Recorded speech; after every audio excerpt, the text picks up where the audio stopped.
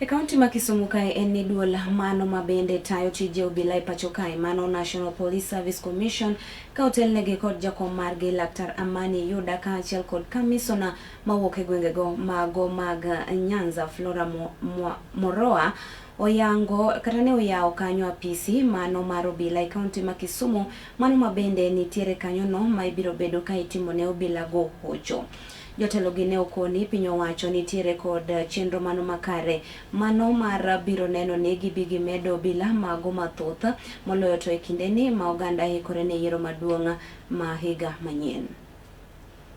Today we are privileged to host the National Police Service Commission led by the chairman, Dr. Komora. They are on a familiarization tour. As you may be aware,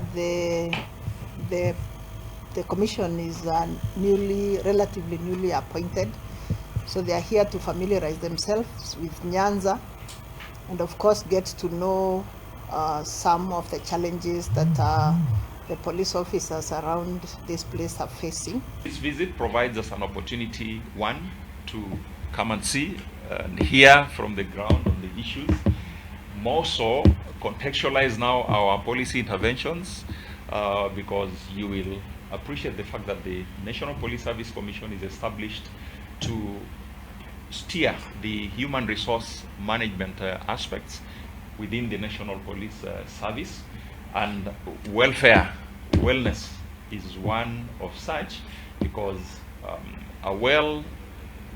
a mentally stable officer then carries out their duties in a secure manner. The discipline is improved, their performance is improved. So we come in to provide that support to the National Police Service. As we seek to review their terms and conditions, including salaries, including allowances, we also have to ensure that they are mentally well and stable for them to secure country, because they provide a very critical service, and it behoves on all of us as stakeholders to mind their welfare, to mind their status. So as we do the reforms, and this comes within the space of reforms, as we do the reforms in numbers, improving the numbers. Last year we hired 10,000 police officers. There are possibilities of hiring another 10,000 this year to ensure that the numbers, the headcount is adequate to secure country, especially now as we prepare to head